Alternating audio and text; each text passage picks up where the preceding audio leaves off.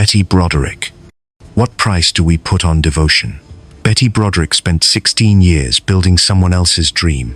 She worked multiple jobs to pay rent while her husband attended medical school and then law school.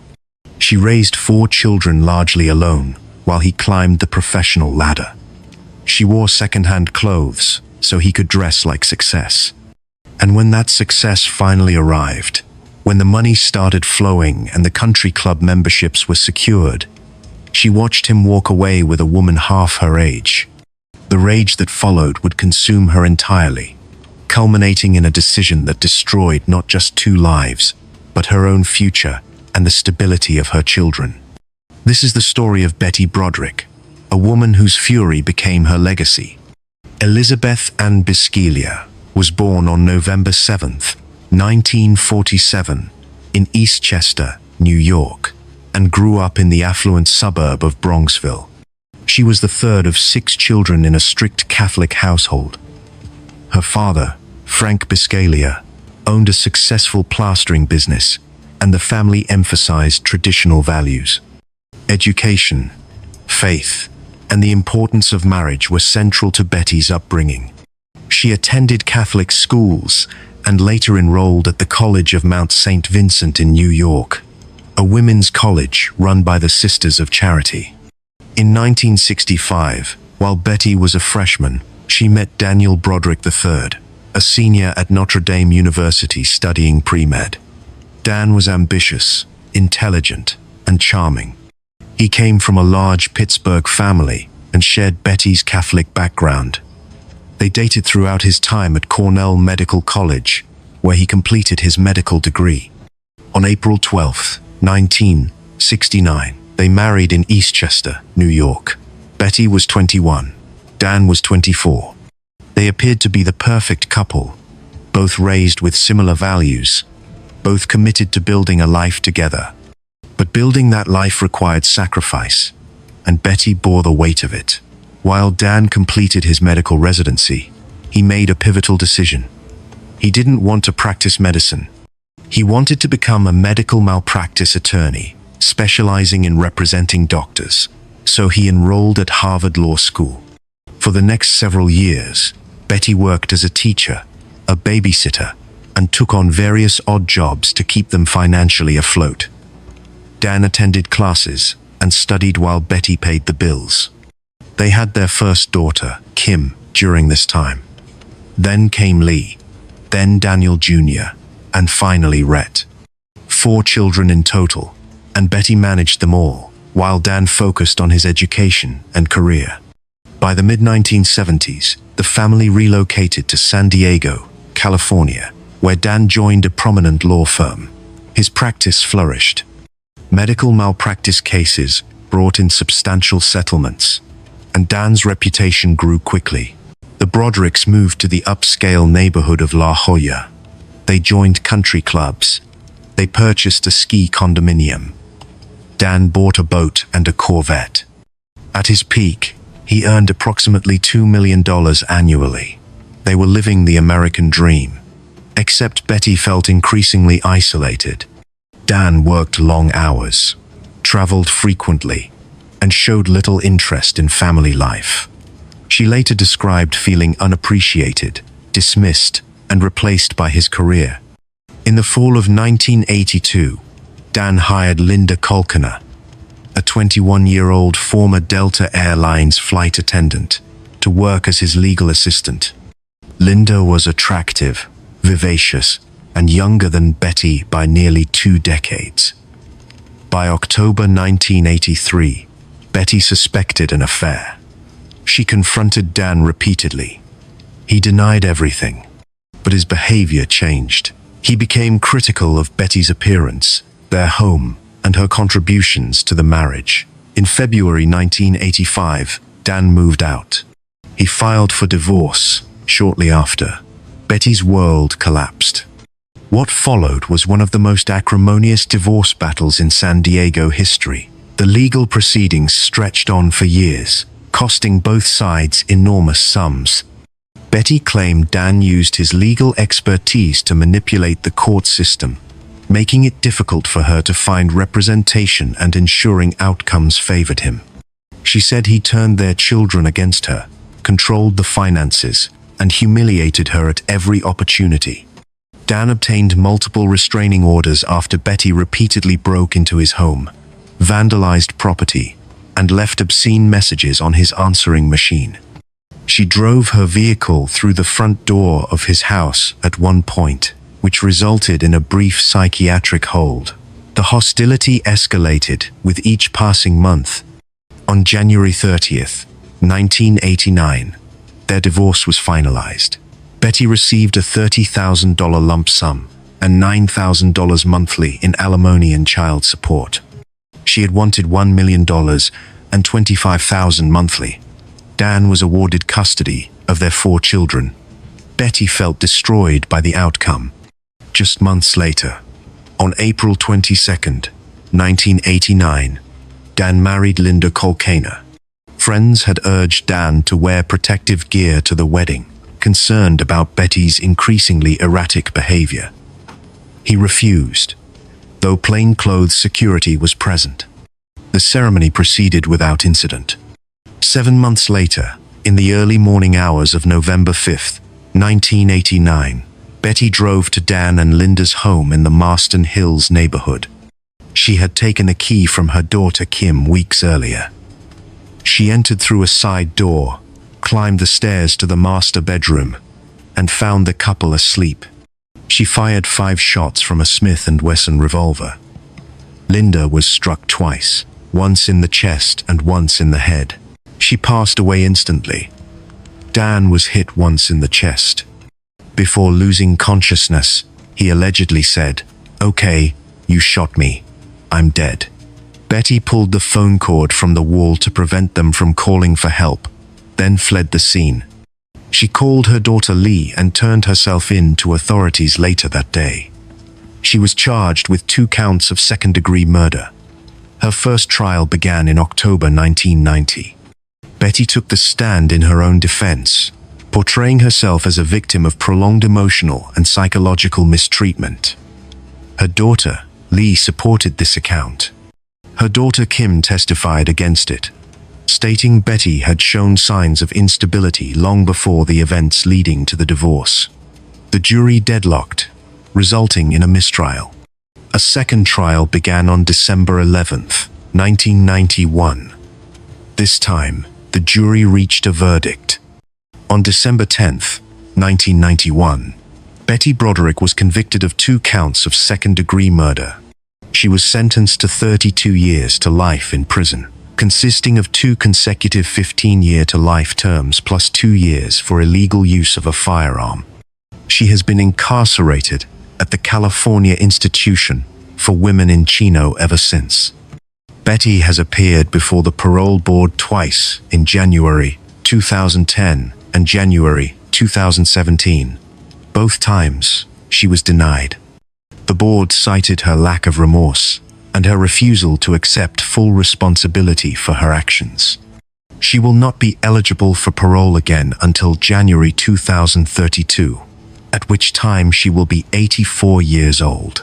Today, Betty Broderick's case remains a subject of debate. Some view her as a woman pushed beyond her limits by a system that failed to protect her. Others see her as someone who allowed bitterness to transform into unforgivable violence. Either way, her story serves as a reminder that rage, when left unchecked, destroys everyone it touches. Pamela Hupp. Friendship is supposed to mean trust, support, loyalty through difficult times.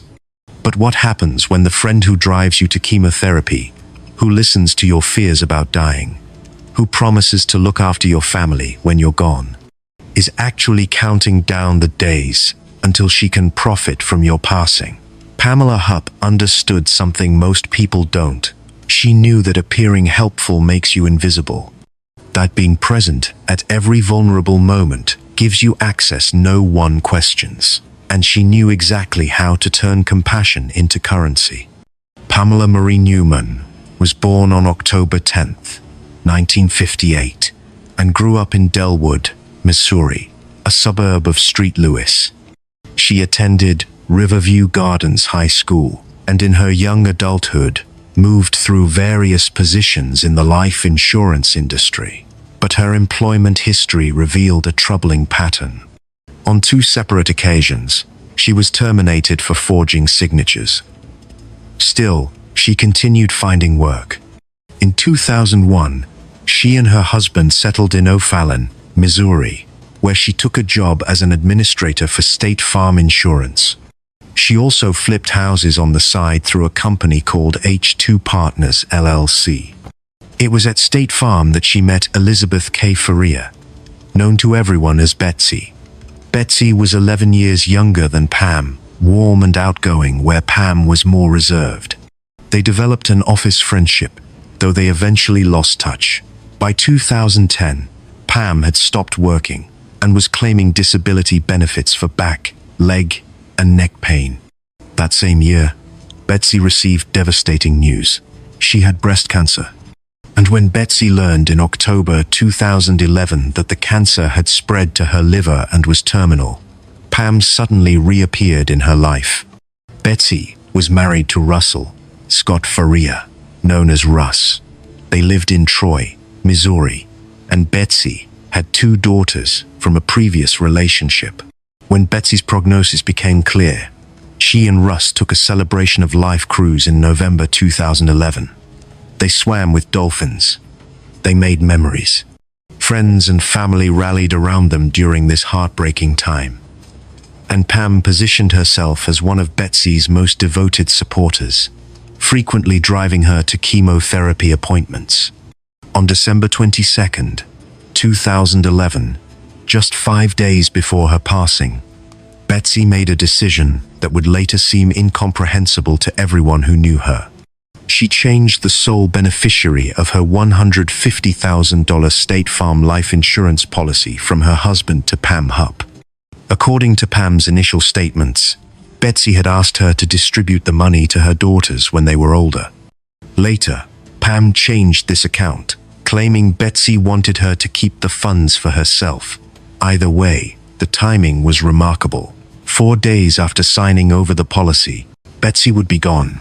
December 27, 2011, was supposed to be an ordinary Tuesday for Russ Faria.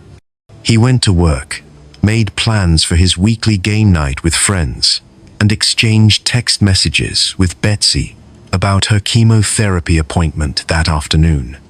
Betsy was at her mother's house playing board games with friends when Pam arrived and insisted on driving her home.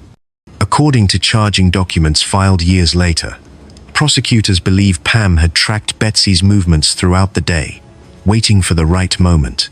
That evening, Betsy texted Russ to say, "Pam Hupp wants to bring me home to bed." She offered and I accepted. Pam drove Betsy home, making her the last person known to see her alive. When Russ returned from game night around 9 that evening, he discovered his wife on the living room floor. She had been attacked with a knife. A blade remained in her neck. Russ called 911 immediately. The scene was overwhelming. Police arrived and began their investigation. But almost from the beginning, suspicion focused on the wrong person. Russ was arrested and charged with his wife's ending.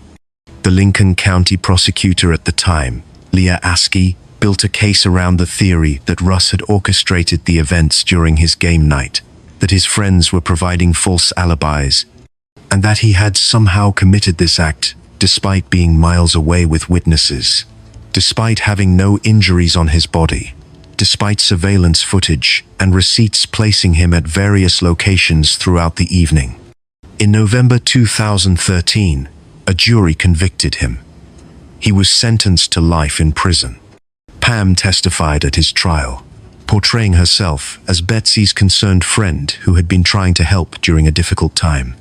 The judge refused to allow Russ's defense attorney to present evidence pointing to Pam as an alternative suspect, including cell phone records showing she had been near the Faria residence for up to 30 minutes after the time she claimed to have dropped Betsy off.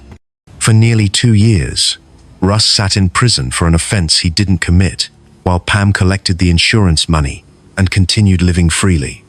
Then, In November 2015, Russ's conviction was overturned on appeal. A second trial allowed his attorneys to present the evidence that had been excluded before. This time, the jury acquitted him completely. He walked out of court a free man. But the Lincoln County authorities didn't immediately pursue charges against Pam. That would take another shocking development. On August 16, 2016, Pam called 911 from her O'Fallon home, claiming a man had followed her inside and pulled a knife. She said she retrieved a firearm and defended herself. When officers arrived, they found 33-year-old Louis Royce Gumpenberger deceased from gunshot wounds. Pam's story initially seemed plausible, but investigators discovered something disturbing. Days before the incident, a woman reported that someone in a white SUV claiming to be a Dateline producer had approached her, offering $1,000 to record a scripted 911 call. The woman initially agreed but backed out when the person couldn't provide credentials. Surveillance footage captured the SUV's license plates. They matched Pam's vehicle. Prosecutors determined that Gumpenberger, who had mental and physical disabilities, had been lured to Pam's home under false pretenses. She had posed as a television producer, promising him money. When he arrived, she ended his life and staged the scene to look like self-defense. Authorities believed this was an elaborate attempt to redirect suspicion about Betsy's case back onto Russ, making it appear he was still orchestrating violence. In June 2019, Pam entered an Alford plea to first-degree charges in Gumpenberger's case, allowing her to avoid trial while acknowledging prosecutors had sufficient evidence for conviction. She was sentenced to life in prison without parole. Then, in July 2021, Lincoln County prosecuting attorney Mike Wood charged Pam with Betsy Farrier's ending. Today, she remains incarcerated at Chillicothe Correctional Center in Missouri, facing trial for the offense that started everything. Her story has inspired books, multiple Dateline NBC episodes, and the 2022 NBC miniseries, The Thing About Pam, starring Renee Zellweger. And it serves as a reminder that sometimes the most dangerous person in your life is the one offering to help. Stacy Castor. How many times can tragedy visit one person before coincidence becomes suspicion? When a young woman loses one husband, the community grieves with her. When she loses two, people begin asking questions. But Stacy Castor didn't just lose two husbands. She buried them side by side in matching plots, collected their life insurance policies, and moved forward without looking back. And when investigators finally started connecting the pieces, they discovered that the grieving widow wasn't a victim of circumstance at all. She was something far more dangerous. Stacey Ruth Daniels was born on July 24, 1967, in Clay, New York, a suburb of Syracuse. She grew up in what appeared to be an ordinary middle-class household, with her parents Jerry Daniels and Judy Eaton. Friends later recalled that Stacey had ambitions. She wanted more from life than what her upbringing offered. In 1984, when she was just 17 years old, she met Michael Wallace. He was 23, 6 years her senior, and worked various jobs around the Syracuse area. He had a history of issues with substances, particularly alcohol, which had led to multiple DUI arrests and even a stint in prison. But Stacey saw potential. They married young, and in 1988, she gave birth to their first daughter, Ashley. A second daughter, Bree, followed several years later. The Wallace family settled into life in Clay. Michael continued working, though his drinking remained a problem. Stacey took on the role of homemaker, managing the household and raising their daughters. From the outside, they looked like any other working-class family navigating the challenges of marriage and parenthood. But those closest to them noticed cracks. Michael's alcohol consumption created tension. Money was tight, and Stacey seemed increasingly dissatisfied with the life she'd built. On January 11, 2000. At just 38 years old, Michael Wallace passed away. The official cause was listed as a heart attack. Doctors noted that he'd had a history of heavy drinking, which can damage the heart over time. Stacy declined an autopsy, citing her desire to have the funeral quickly and move forward with grieving. Friends and family rallied around the young widow and her 2 daughters. At 32 years old, Stacy was now a single mother facing an uncertain future. She collected on Michael's life insurance policy and continued raising Ashley and Bree alone.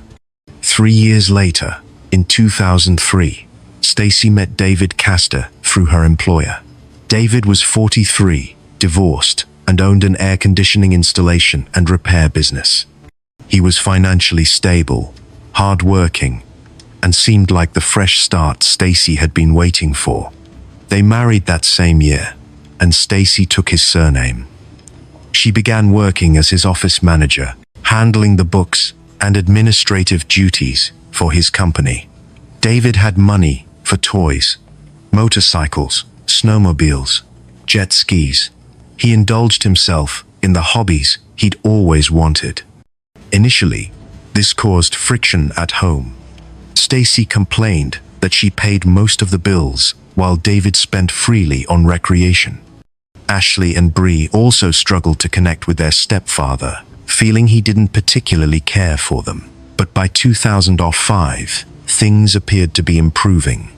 Then, on August 22nd, 2005, Stacy called 911 in a panic. She told the operator that David had locked himself in their bedroom following an argument over the weekend and hadn't emerged for more than 24 hours. She feared he'd harmed himself. When deputies arrived and forced the door open, they found David deceased in bed, his body naked and surrounded by vomit. On the nightstand sat a glass containing bright green liquid. A bottle of antifreeze sat partially visible under the bed. The scene appeared to be a suicide. Antifreeze contains ethylene glycol, a toxic chemical that, when ingested, can take up to 72 hours to end a life in an agonizing process. Stacy told investigators that David had been depressed following his father's recent passing. She said they'd argued, and he'd told her to leave. Within days, the coroner ruled the manner a suicide by ethylene glycol poisoning. David was 48 years old. Stacy had him buried at Castor family plot, placing his grave directly beside Michael Wallace's. Friends found this arrangement peculiar. "What's she doing, starting a collection?" one family member later remarked. But investigators weren't satisfied with the suicide ruling. Several details troubled them. David was a hunter who kept firearms in the home, including a shotgun under his bed. If he truly wanted to end his life, why choose such a prolonged and agonizing method? His ex-wife insisted he would never do such a thing. And then there were the fingerprints. When forensic technicians examined the glass containing antifreeze, they found only Stacy's prints on it. 3 distinct fingerprints, all belonging to her. Additionally, detectives discovered a turkey baster in the kitchen trash. Testing revealed traces of both ethylene glycol and David's DNA on it. The theory began to form. Stacy had drugged David first, then used the baster to force antifreeze down his throat while he was incapacitated. Attention turned to Michael Wallace. Investigators requested permission to exhume his body from Cayuga County, where he'd been buried. It took nearly a year to secure approval, but in September 2007, his casket was secretly brought to the medical examiner. Analysis of his remains revealed calcium oxalate crystals in his kidneys, the telltale signature of antifreeze poisoning. Michael Wallace hadn't died of a heart attack at all. He'd been ended the same way David Castor had. Stacy Castor had poisoned both husbands. When Stacy learned that investigators had exhumed Michael's body, she realized authorities were closing in. She needed a scapegoat, and she chose her own daughter. On the evening of September 7th, 2007, 20-year-old Ashley Wallace came home from her first day of college. She'd called her mother earlier, upset because detectives had visited her on campus, asking questions about her father's passing. Stacy invited her over for drinks to calm her nerves. Over the next 17 hours, Stacy systematically fed Ashley a cocktail of vodka, orange juice, Sprite, and crushed prescription pills using a teaspoon while Ashley drifted in and out of consciousness.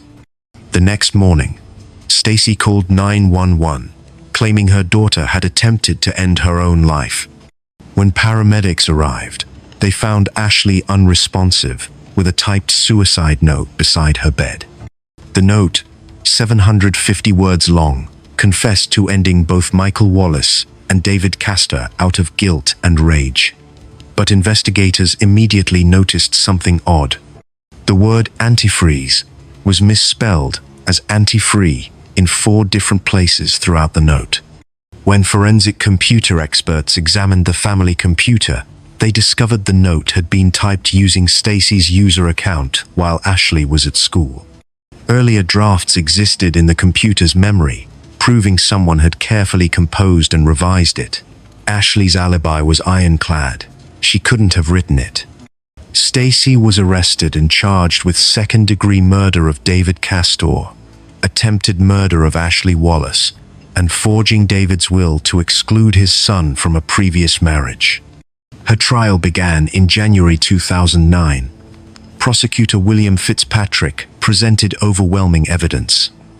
The fingerprints on the glass, the turkey baster with David's DNA, the exhumation results showing Michael Wallace had also been poisoned, the fake suicide note typed on Stacy's computer, the wiretap recordings catching her typing while claiming she wasn't near the computer. Ashley testified against her mother, stating she hated her for what she'd done. On February 5, 2009, after 16 hours of deliberation over 4 days, the jury found Stacy Castor guilty on all counts. Judge Joseph Fahey sentenced her to 51 years to life in prison. During sentencing, he told her, "In my 34 years in the criminal justice system as a lawyer and a judge, I have seen serial killers, contract killers, killers of every variety and stripe. But I have to say, Mrs. Castor, you are in a class all by yourself." Stacy maintained her innocence until her passing. On June 11, 2016, at age 48, she was found deceased in her cell at Bedford Hills Correctional Facility. The cause was ruled a heart attack. Ashley and Bree never reconciled with their mother. Her case was featured on Forensic Files, ABC's 20/20, and inspired the Lifetime movie Poisoned Love. And it remains a chilling reminder that sometimes the person who appears most grieved by tragedy is actually its architect. Brenda Andrew. Sunday school teachers aren't supposed to plan executions. They're meant to guide children through Bible stories, organize craft projects, and model the values they preach each week. Yet, Brenda Andrew stood before that classroom every Sunday morning, leading lessons about faith and morality while privately orchestrating something that would destroy her family forever. How does someone compartmentalize like that? How do you sing hymns on Sunday and plot an ending by Tuesday? And when does ambition for a different life cross the line into something unforgivable? Brenda Ruth Andrew was born in Oklahoma and grew up attending church regularly. Details about her early years remain relatively private, but those who knew her in adulthood described a woman devoted to appearances.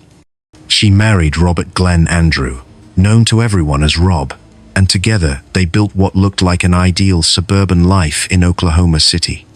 Rob worked as an advertising executive, earning a comfortable living that supported their household. Brenda stayed home with their 2 children, a son and a daughter, managing the household and involving herself deeply in their church community. She taught Sunday school, volunteered for church activities, and presented herself as the model of Christian motherhood. But by 2000, Cracks began showing in the Andrew marriage. Rob had become increasingly successful in his career, but the couple grew distant. Brenda felt unfulfilled in her role as a homemaker. She wanted more excitement, more passion, more attention. And she found all of that in a man named James Dwight Pavatt. Ironically, Pavatt was someone Rob trusted. He sold insurance and had helped Rob establish a life insurance policy worth $800,000. He and Brenda met through church, where they even co-taught a Sunday school class together. Their affair began sometime in 2001, conducted secretly while both maintained their public personas as devoted Christians. By early 2001, Brenda filed for divorce. Rob was devastated. He hadn't expected the marriage to end, and he struggled to understand what had gone wrong. Friends later said he suspected something was happening between Brenda and Pavatt but had no concrete proof. The divorce proceedings moved slowly, with disputes over custody, property, and finances dragging on for months. Rob wanted shared custody of their children. Brenda wanted primary custody and a significant portion of his assets. The tension between them escalated with each court appearance. On November 20th, 2001, Rob made plans to pick up his son and daughter for Thanksgiving week. It was his scheduled visitation time, and despite the ongoing divorce, he remained committed to being present for his children. He arrived at the family home that evening. Brenda told him the pilot light on the furnace had gone out and asked him to check it in the garage. Rob, always willing to help maintain the house where his children lived, agreed. He walked into the garage. According to prosecutors, Pavatt was waiting there with a shotgun. Rob was shot twice with his own 16-gauge shotgun. Prosecutors alleged that Pavatt fired first, then Brenda fired the second shot. To make the scene appear like a robbery, Pavatt also shot Brenda in the arm with a .22 caliber pistol, creating a superficial wound that would support the story they planned. When police arrived, Brenda told them 2 armed, masked men had broken in, attacked Rob, and fled. She played the role of the terrified, injured wife perfectly. Officers found her emotional, shaken, and seemingly in shock. But investigators quickly noticed inconsistencies. The wound on Brenda's arm was minor, almost deliberately placed to avoid serious injury. The crime scene didn't match the story of a random home invasion. Nothing of value had been taken. There were no signs of forced entry. And when detectives dug into Brenda's personal life, they discovered the affair with Pavatt. They also learned about the $800,000 life insurance policy Rob had recently purchased through Pavatt. The motive became clear. Before police could arrest them, Brenda and Pavatt fled. They packed up Brenda's 2 children and drove to Mexico, apparently planning to disappear permanently.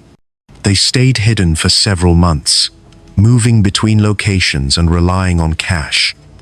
But money eventually ran out.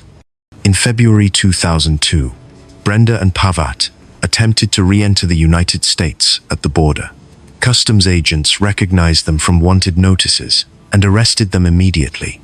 The children were placed with Rob's family. Pavatt was tried first, in 2003. He was convicted and sentenced to death. Brenda's trial followed in 2004. Prosecutors presented overwhelming evidence. Forensic analysis, witness testimony, phone records showing coordination between Brenda and Pavatt, and the suspicious timing of the life insurance policy all pointed to a planned conspiracy. But the trial became controversial for another reason. Prosecutors introduced extensive evidence about Brenda's personal life, including intimate details about her relationships, clothing choices, and behavior. They displayed her undergarments to the jury and repeatedly characterized her using derogatory language. Defense attorneys argued this was prejudicial and irrelevant, designed to paint her as immoral rather than guilty. On September 22, 2004, Brenda Andrew was convicted and sentenced to death. She became the only woman on Oklahoma's death row. Pavat remains on death row as well. Both have spent the past 2 decades exhausting every available appeal. In January 2025, the United States Supreme Court ordered lower courts to review Brenda's case, citing concerns about the prejudicial evidence presented at trial. Justices questioned whether focusing so heavily on her personal life had denied her a fair trial. Today, Brenda Andrew, now 59 years old, continues waiting on death row. Her children, who were present the night their father was taken from them, have had to navigate life without either parent. Rob Andrew's family has advocated for justice, attending every hearing and speaking publicly about the man they lost. And the case remains a subject of legal debate, with scholars and attorneys examining whether the prosecution crossed ethical lines to secure a conviction. Whatever the outcome of future appeals, the story of Brenda Andrew serves as a reminder that betrayal can wear the most familiar faces. Susan Polk. Therapy is supposed to heal. It's where vulnerable people go seeking guidance, protection from their own troubled thoughts. But what happens when the therapist becomes the source of trauma? When the professional boundary meant to keep patients safe dissolves entirely, replaced by something deeply inappropriate? Susan Polk's life began unraveling the moment she walked into Dr. Felix Polk's office at age 15. What followed was a relationship so tangled in power dynamics, manipulation, and eventual violence that it would take decades to fully understand whether she was victim, perpetrator, or somehow both. Susan May Bolling was born in 1957 and grew up in the San Francisco Bay Area. Her parents divorced when she was young, leaving emotional scars that manifested in behavioral problems during her teenage years. She was bright, reading serious literature far beyond her age level, but also troubled, skipping school and withdrawing from family. Her mother, concerned about Susan's mental state, sought professional help. In 1972, at just 15 years old, Susan was referred to Dr. Frank Felix Polk, a respected Berkeley psychotherapist who specialized in treating adolescents. Felix was 40 years old, 25 years her senior, married with children of his own. He practiced an intense form of therapy popular in the post-1960s California culture, incorporating hypnosis and what he called guided visualizations. Susan saw him regularly, but, according to her later accounts, something changed during those sessions. She alleged that Felix drugged and hypnotized her, initiating an inappropriate relationship while she was still a minor under his care. Her mother eventually discovered what was happening and confronted Felix. Yet despite the clear violation of professional ethics and the significant age difference, Felix left his wife and children to be with Susan. They married in December 1981, when Susan was 24 and Felix was 50. Susan had attended Mills College and San Francisco State University, graduating magna cum laude despite the chaotic relationship. They settled into life in Orinda, an affluent town about 20 minutes from San Francisco. Over the years, they had 3 sons together: Adam, Eli, and Gabriel. Felix worked as an instructor at the California Graduate School of Family Psychology and maintained a private practice. From the outside, they appeared to be a successful, educated family living in a multi-million-dollar home. But inside the household, dysfunction festered. Susan later claimed Felix was controlling and manipulative, constantly telling their children she was mentally ill and turning them against her. She said he threatened to end her life if she tried to leave. Felix, for his part, told friends and colleagues that Susan had become increasingly paranoid and unstable. The marriage deteriorated through the 1990s, reaching a breaking point in 2001 when Susan filed for divorce. The proceedings were contentious, with both parties contacting police with allegations of domestic violence. By October 2002, the situation had escalated dramatically. Susan traveled to Montana, apparently looking for a place to relocate with their youngest son, Gabriel, who was 15. According to Gabriel's later testimony, Susan called Felix during this trip and made threatening statements about harming him. When she returned to California, tensions remained high. The couple was still living separately but on the same property, with Felix staying in the pool house cottage. On the afternoon of October 13, 2002, Susan went to the pool house cottage. What happened next would be disputed for years. According to Susan, Felix attacked her with a knife. She claimed she defended herself, wrestling the weapon away and using it against him.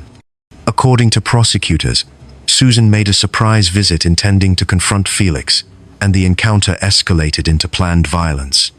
The following evening, October 14th, 15-year-old Gabriel went looking for his father, who had failed to show up for a planned baseball game. He found Felix in the pool house, deceased from multiple stab wounds and blunt force trauma to the head. Gabriel called 911 and initially told the operator his mother had shot his father. When police arrived, they discovered the true nature of what had occurred. Susan had injuries as well, including marks around her eyes, bite marks on her hand, and a welt on her shoulder. Initially, she denied involvement. But when her DNA was found at the scene, she changed her account and claimed self-defense. Susan was arrested and charged with first-degree murder. Her trial, which began in 2005, became a media sensation. Midway through, the proceedings were disrupted when the wife of Susan's defense attorney, Daniel Horowitz, was taken from him in an unrelated incident, forcing a mistrial. When the trial resumed, Susan made a shocking decision.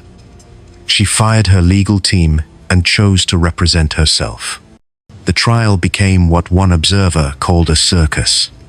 Susan cross-examined her own sons, two of whom testified against her.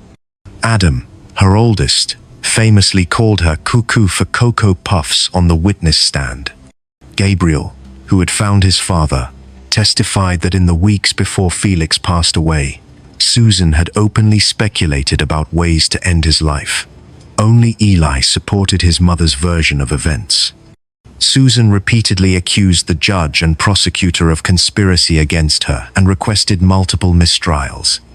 On June 16, 2006, after 4 days of deliberation, the jury reached a compromise verdict.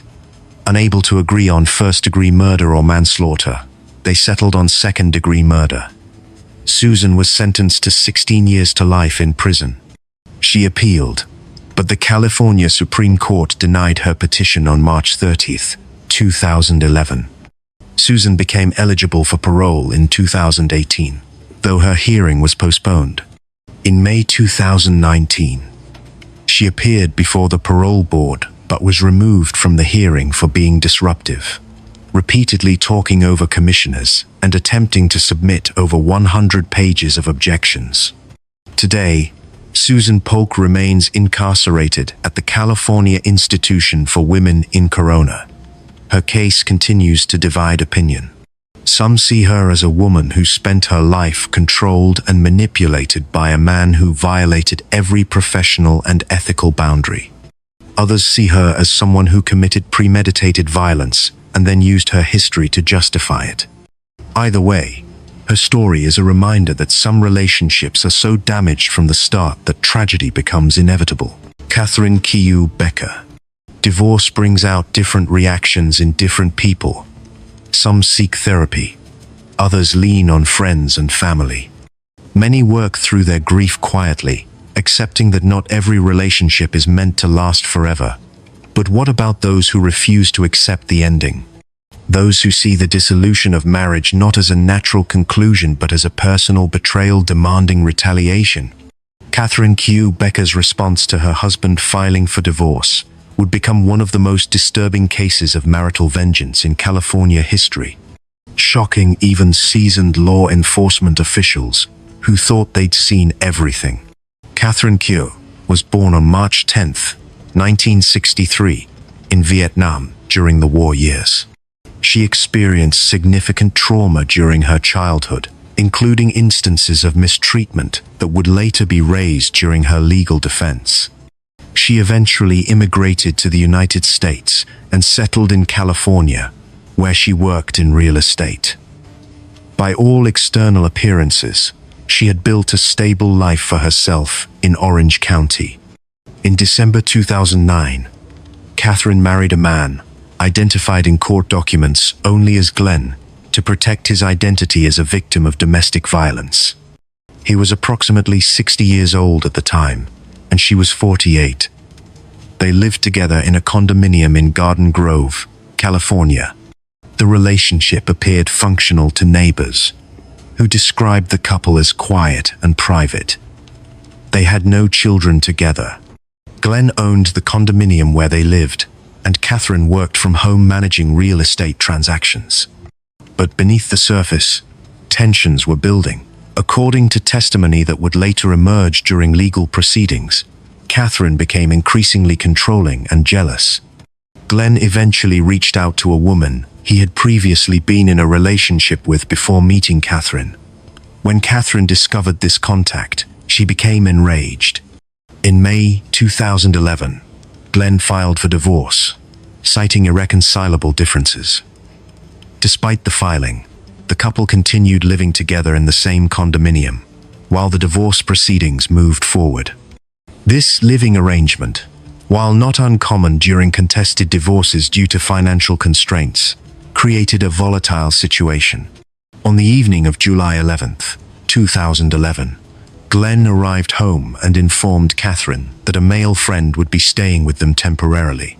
An argument erupted. What happened next was carefully planned and executed. Catherine prepared dinner, which she served to Glenn. Unknown to him, she had laced his food with Ambien, a powerful sleep medication. After eating, Glenn felt ill and went to lie down.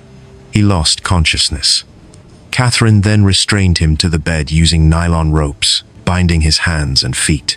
When he regained consciousness, she committed an act of serious bodily harm that permanently altered his life. She then called 911. When Garden Grove police officers arrived at the condominium, they found Glenn restrained to the bed and experiencing severe medical distress. Catherine told the responding officers, "He deserved it." Paramedics transported Glenn to UC Irvine Medical Center, where surgeons worked to stabilize him. Due to the nature of the attack and the delay in receiving medical attention, doctors were unable to reverse the full extent of the damage. They were able to restore his urinary function, but the permanent physical consequences would affect him for the rest of his life.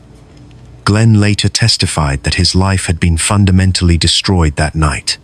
Catherine was arrested without incident and charged with multiple felony counts, including torture, aggravated mayhem, false imprisonment, assault with a deadly weapon, administering a substance with intent to commit a crime, poisoning, and spousal mistreatment.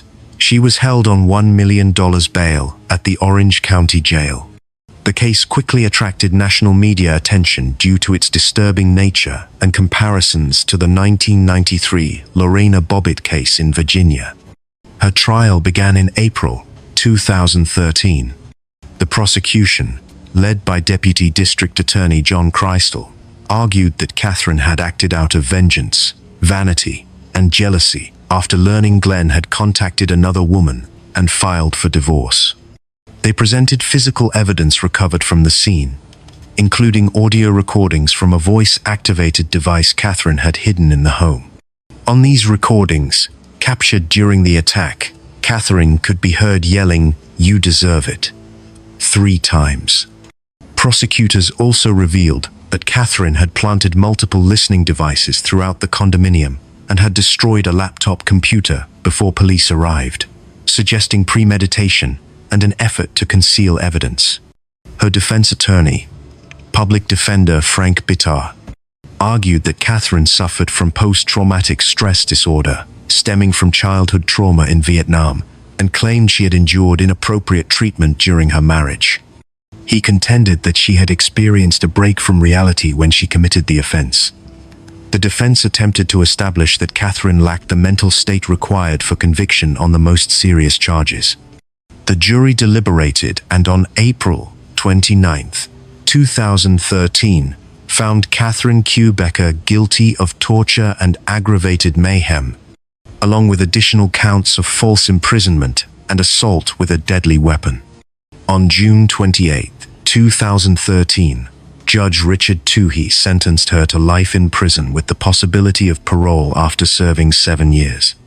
In July 2014, Catherine's attorneys appealed the conviction, arguing that there was insufficient evidence to prove she intended to cause extreme pain and suffering. A 3-justice panel of California's 4th District Court of Appeal rejected the appeal, ruling that her statement to police that Glenn deserved it demonstrated clear intent to inflict harm. Catherine became eligible for parole consideration in 2020.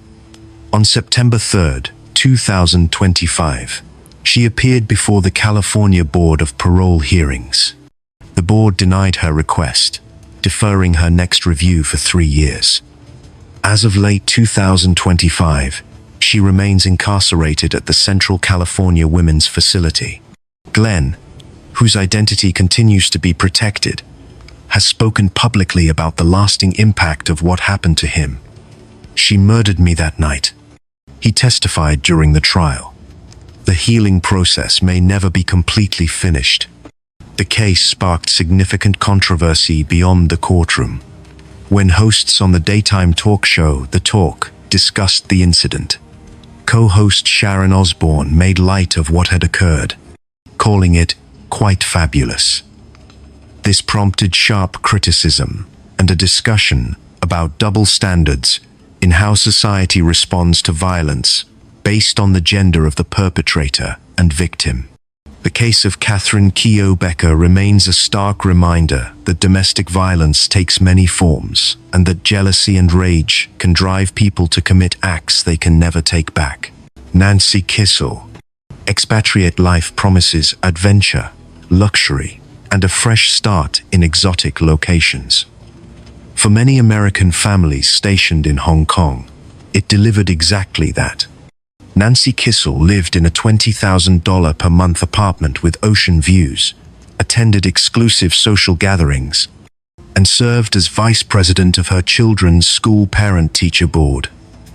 She appeared to embody the success story every corporate wife dreams about. Yet inside that glamorous existence, something had gone terribly wrong. And on November 2, 2003, that facade would shatter in a way that shocked Hong Kong's entire expatriate community. Nancy Ann Keishan was born around 1964 in Adrian, Michigan. She grew up with middle-class roots and attended the Parsons School of Design in New York, though she left after 2 years to work in the restaurant industry.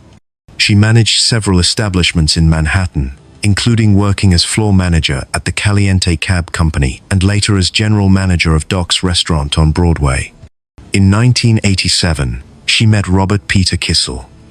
He was ambitious, intelligent, and determined to succeed in finance. Nancy saw potential in him and supported his goals completely. They married in 1989 at the East River Yacht Club in New York. Nancy put her own career aspirations aside while Robert pursued a master's degree in finance. His dedication paid off. He landed positions at top investment firms in New York, eventually earning millions annually. The couple had 3 children and appeared to be living the American dream. In 2000, an even bigger opportunity arrived. Merrill Lynch hired Robert to head its distressed assets business in Asia, specifically Hong Kong. The family relocated in 1997 to the affluent Hong Kong Parkview complex in Tai Tam, where wealthy expatriates lived in spacious apartments with full-time domestic help. Robert's career flourished. Nancy immersed herself in the expatriate social scene, volunteering at the Hong Kong International School where her daughters attended, organizing events, and presenting the image of the perfect corporate wife. But the marriage was deteriorating. According to later testimony, there were issues involving substance use, and questions about Robert's fidelity. Nancy felt isolated despite being surrounded by privilege. In the winter of 2003, everything changed. The SARS virus outbreak caused panic across Asia. American families evacuated en masse, and Nancy took their 3 children back to their vacation home near Stratton Mountain, Vermont. While Robert remained in Hong Kong managing his business responsibilities, Nancy spent months in Vermont.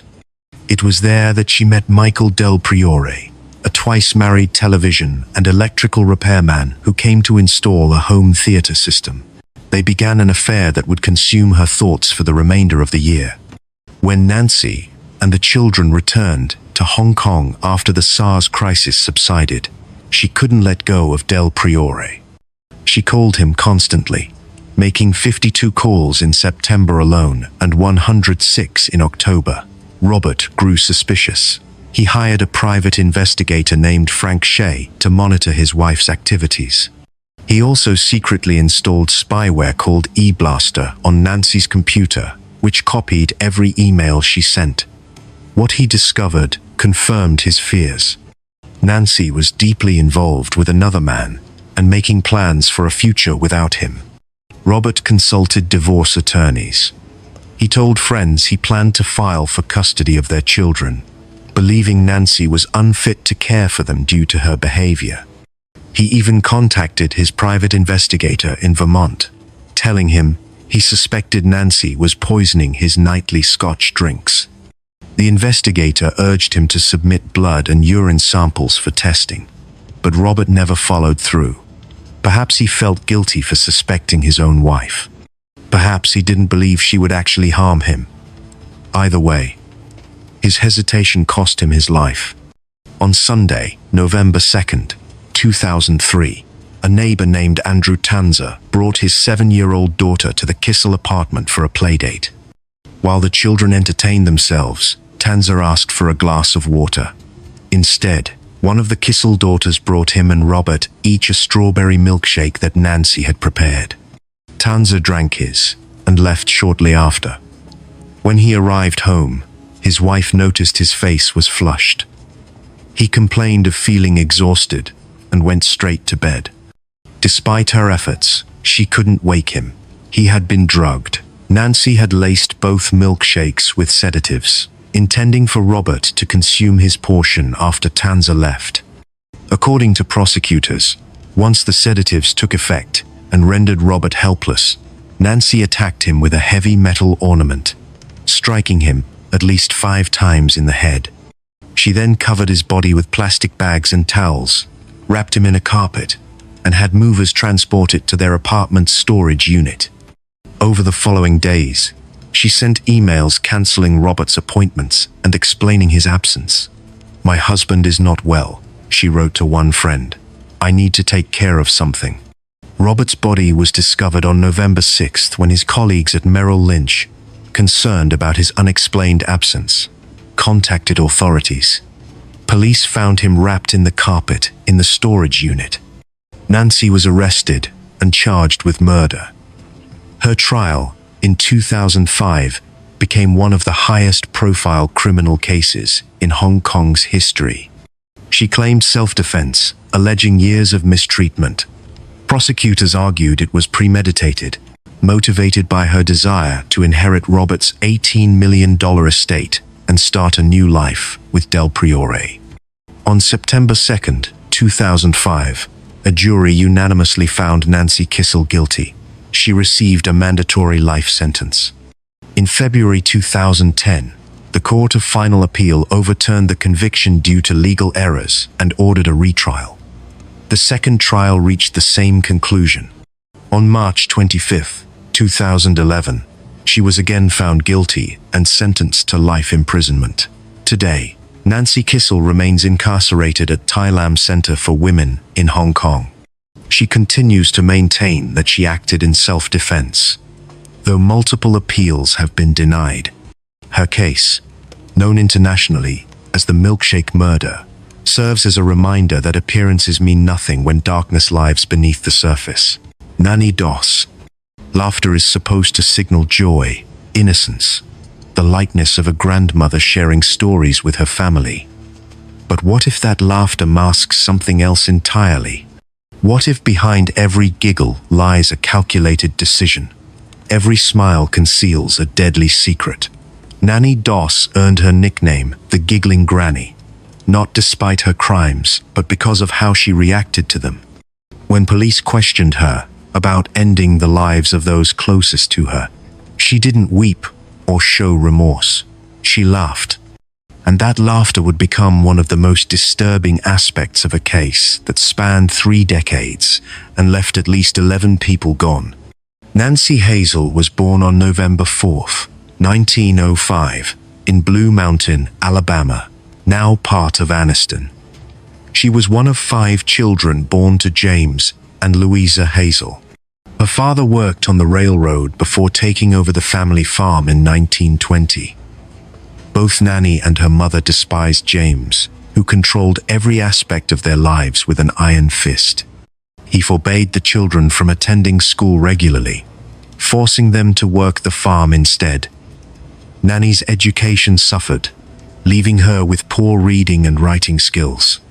When she was 7 years old, she suffered a head injury while riding a train. For years afterward, she experienced severe headaches, blackouts, and depression.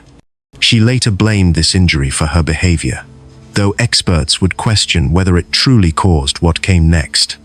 During her isolated childhood, Nanny found escape in her mother's romance magazines. She devoured stories about perfect love, devoted husbands, and happily ever afters. The Lonely Hearts column became her obsession.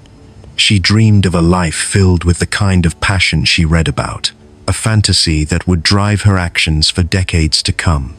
At 16, Nanny married her first husband, Charlie Braggs, a co-worker at a linen factory. They had dated only 4 months before James approved the union. Braggs moved his young bride into his mother's home, where the older woman dominated their lives and limited Nanny's freedoms. Between 1922 and 1927, Nanny gave birth to 4 daughters. The stress of motherhood, combined with her controlling mother-in-law and a husband who frequently disappeared for days, led Nanny to drink and smoke heavily. Both she and Braggs engaged in affairs. Then, in 1927, tragedy struck. 2 of her daughters, Zelma and Gertrude, passed away within weeks of each other from what doctors called food poisoning. Shortly after, Braggs took their oldest daughter Melvina and fled, leaving newborn Florine behind. Braggs would later admit he left because he was frightened of his wife. He became the only husband to survive Nanny Doss. Her second husband, Robert Franklin Harrelson, answered one of her Lonely Hearts advertisements. They married in 1929 and settled in Jacksonville, Alabama, with Nanny's daughters.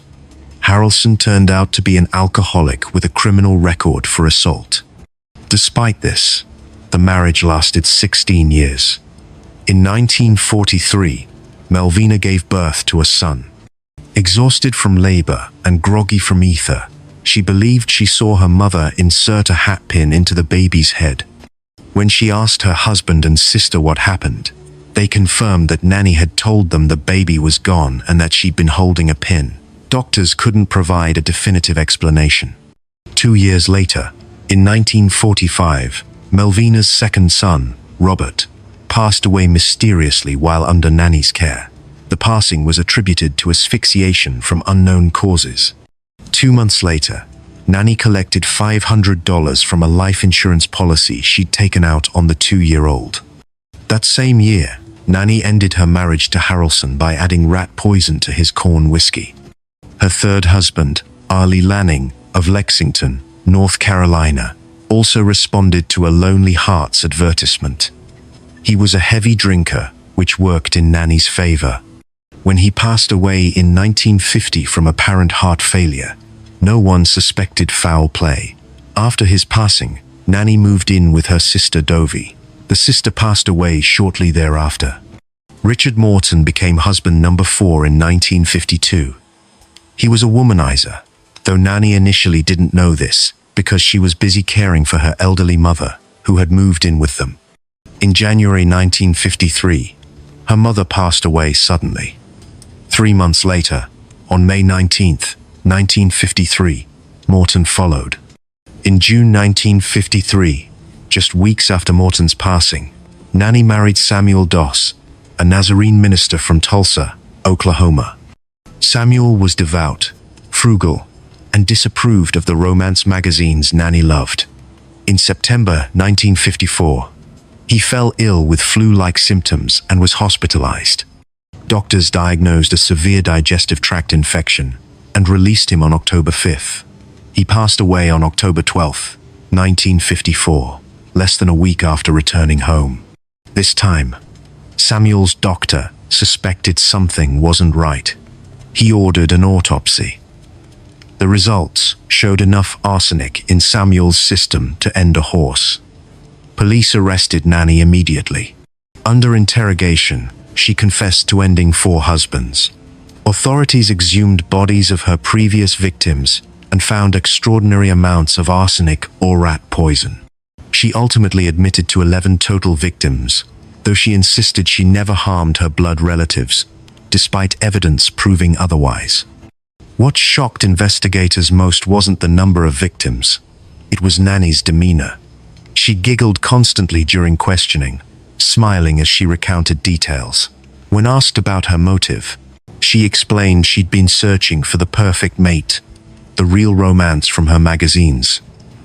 When a husband disappointed her, she simply moved on to the next one. On May 17, 1955, Nanny Doss pleaded guilty to Samuel's ending and received a life sentence. Oklahoma chose not to pursue the death penalty specifically because she was a woman. She served her time at the Oklahoma State Penitentiary, where she developed leukemia. On June 2, 1965, at age 59, Nanny Doss passed away in the prison hospital. The giggling granny never stopped laughing about what she'd done, leaving behind a legacy that reminds us some smiles hide the darkest intentions. Mary Winkler. Ministers' wives are meant to embody grace, piety, devotion to family and faith. They teach Sunday school classes, organize church potlucks, and stand beside their husbands as living examples of Christian marriage. In small towns across America, these women represent stability, morality, and everything wholesome. Mary Winkler fit that image perfectly. She smiled at congregants, cared for her 3 young daughters, and appeared to be exactly what the 4th Street Church of Christ in Selma, Tennessee, expected from their minister's wife. Yet on March 22, 2006, that carefully constructed image shattered in a way that would send shockwaves through the entire community and raise uncomfortable questions about what really happens when church doors close and families retreat into their private lives. Mary Carol Freeman was born on December 10, 1973. Details about her early life remain relatively private, but those who knew her described a quiet woman who seemed devoted to her role as wife and mother. She married Matthew Bryan Winkler, a charismatic young minister who had attended Freed-Hardeman University in Henderson, Tennessee. Matthew came from a family deeply rooted in the Church of Christ. His father, Dan Winkler, served as a minister in Huntingdon, Tennessee. His grandfather, Wendell Winkler, had spent 60 years in ministry and was well known throughout the denomination. Matthew wasn't just following in their footsteps. He was carrying forward a legacy. The couple settled in Selma, a town of approximately 4,500 people in McNairy County, about 80 miles east of Memphis. Matthew became the pulpit minister at 4th Street Church of Christ, and Mary took on the traditional role of minister's wife. They lived in a church-owned parsonage and raised their 3 daughters: Patricia, born in 1997, Mary Alice, born around 2000, and Brianna, born in 2004. To the congregation, they appeared to be a model family. Matthew was known for his warmth, his ability to connect with members, and his genuine care for those in his community. Mary taught the toddler Sunday school class and participated in church activities. But according to Mary's later accounts, the marriage was deeply troubled. She would eventually claim that Matthew was controlling and verbally demeaning. She alleged he forced her into inappropriate situations that made her uncomfortable and berated her regularly. However, these claims would be disputed by those who knew the couple. Friends and family saw no signs of mistreatment. Mary's own sisters would later testify that while they noticed she seemed unhappy after marriage and occasionally had unexplained marks, they never witnessed anything definitive. What was documented, however, was Mary's involvement in a financial scheme. She had fallen victim to what investigators called the Nigerian scam, a fraud operation where victims receive checks from supposed overseas sources and are instructed to deposit them and wire money back for processing fees. The checks are fake, but by the time banks discover this, the victim has already sent real money. Mary deposited more than $17,000 in fraudulent checks into accounts belonging to her and Matthew. She had been trying desperately to hide this from her husband, knowing he would be furious about the debt she'd created. On the evening of March 21st, 2006, according to Mary's eventual confession, she and Matthew argued about various issues, including their finances. The next morning, at 6:15, an alarm clock woke Mary. As Matthew slept, she retrieved a 12-gauge shotgun from the bedroom closet. She aimed at his back and fired once. The shot wounded him critically. He rolled from the bed onto the floor, still conscious, and asked her one word. "Why?" Mary responded, "I'm sorry," then disconnected the bedroom phone from its socket and left the house with their 3 daughters. Matthew lay there, unable to call for help, and eventually passed away from his injuries. Mary packed the girls into the family minivan and drove south.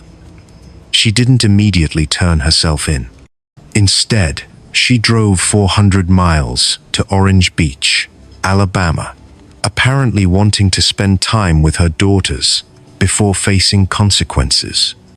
On March 22nd, church members arrived at 4th Street Church of Christ for the Wednesday evening service. Matthew was scheduled to lead. When he didn't appear, they grew concerned. Church Secretary Betty Wilkerson mentioned that Matthew hadn't picked up his office mail. A few members went to the parsonage and used a key to enter.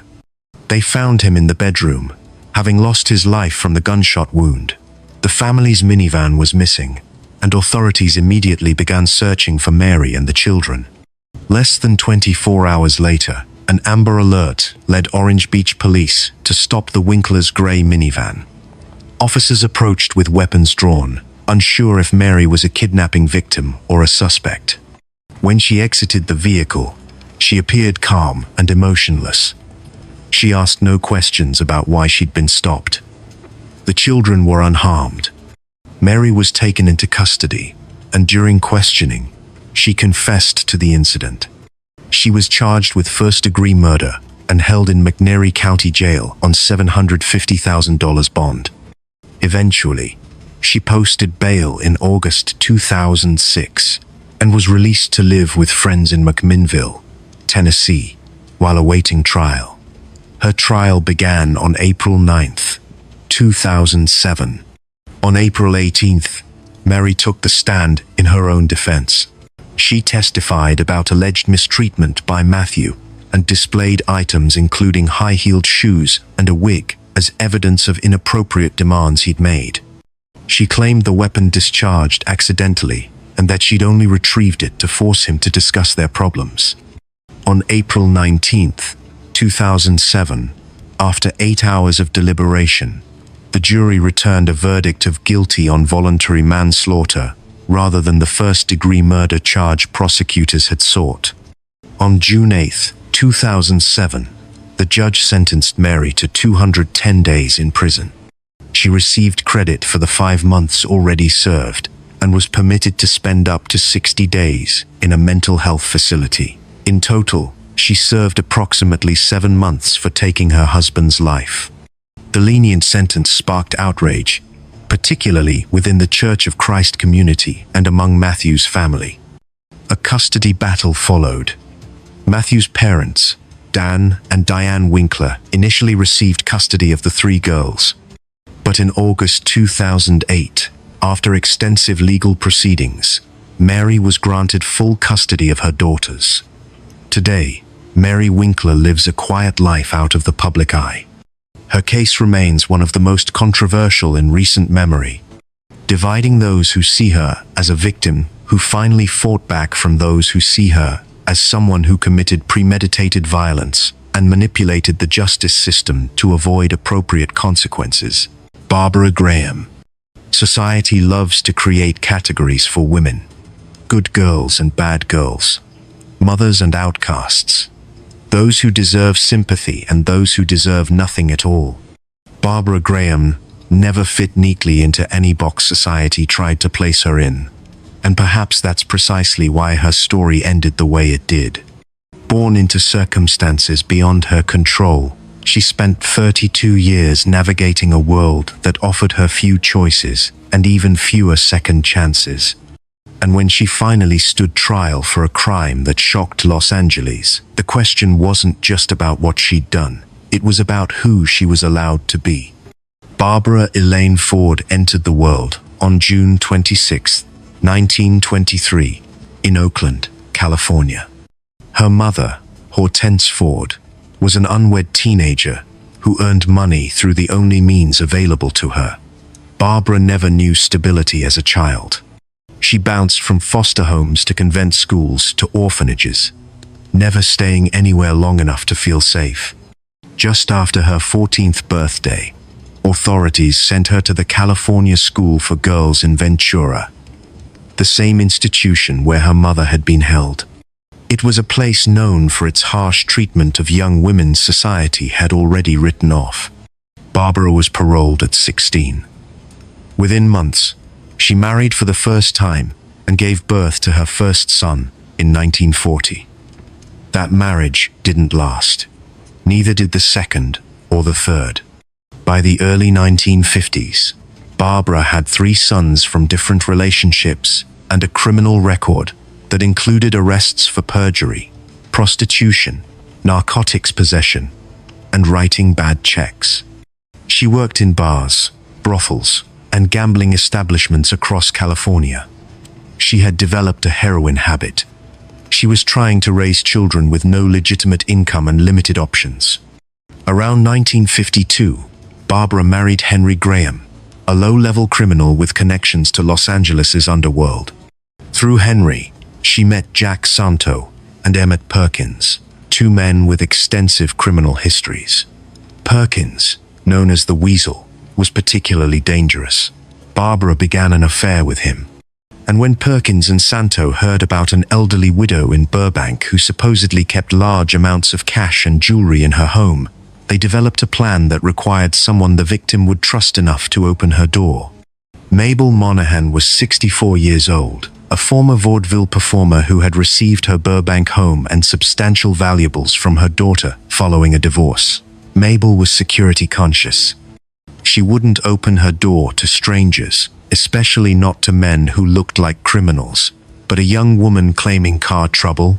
That was different. On March 9th, 1953, Barbara arrived at Mabel's door with exactly that story. According to testimony that would later be given at trial, once Mabel opened the door, Perkins, Santo, and 2 other men forced their way inside. What happened next remains disputed. The prosecution's star witness, John True, testified that Barbara struck Mabel with a gun and participated directly in the violence. But True had been granted immunity in exchange for his testimony, and his account conveniently minimized his own role. Another witness, a man named Shorter who initially described Perkins as the one who attacked Mabel, disappeared before trial and was presumed to have been eliminated by Perkins to silence him. The robbery yielded nothing. They ransacked the house, searching for a safe that didn't exist. They never found the $15,000 worth of jewelry sitting in a purse in Mabel's closet. And Mabel Monahan passed away from her injuries. Police arrested Barbara, Perkins, and Santo in May 1953. The media immediately nicknamed Barbara Bloody Babs, focusing far more attention on her than on her male accomplices. She was attractive, rebellious, and openly sexual at a time when society expected women to be modest and demure. Her lifestyle offended public sensibilities. Prosecutors understood this and used it to their advantage. Barbara made a critical mistake while awaiting trial. Desperate for an alibi, she accepted an offer from another inmate who promised to provide false testimony for $25,000. The inmate was working with police to reduce her own sentence. The supposed friend who would claim he'd been with Barbara that night was an undercover officer. He met with Barbara, recorded their conversation, and obtained statements that prosecutors used to destroy her credibility. At trial in September 1953, prosecutor J. Miller Levy painted Barbara as the ringleader, the most culpable member of the group. True's testimony, despite its questionable reliability, convinced the jury. They found Barbara, Perkins, and Santo guilty of first-degree murder. All three received automatic sentences requiring execution. Barbara spent 2 years appealing her conviction from the California Institution for Women. Every appeal failed. On June 3, 1955, she was transferred to San Quentin State Prison. Her execution was scheduled for 10 that morning, but Governor Goodwin Knight issued 2 separate stays, postponing it first to 10:45, then to 11:30. Barbara protested. "Why do they torture me? I was ready to go at 10 o'clock. At 11:28 that morning, she was led into the gas chamber and strapped into one of 2 metal chairs. She requested a blindfold so she wouldn't have to look at the witnesses. When told that taking a deep breath after the cyanide pellets dropped would make her passing easier, she replied, "How the hell would you know?" Her final words were, "Good people are always so sure they're right." Barbara Graham became the 3rd woman executed by California. Her case inspired the 1958 film I Want to Live, starring Susan Hayward, who won an Academy Award for the role. Decades later, former prosecutor Marcia Clark would re-examine the case and conclude that Barbara likely participated in the robbery, but probably wasn't the one who harmed Mabel Monahan. The evidence suggests prosecutorial misconduct, withheld witness statements, and a trial designed to convict rather than pursue justice. But by then, it was far too late. Barbara Graham's story remains a reminder that sometimes society decides who you are long before you walk into a courtroom.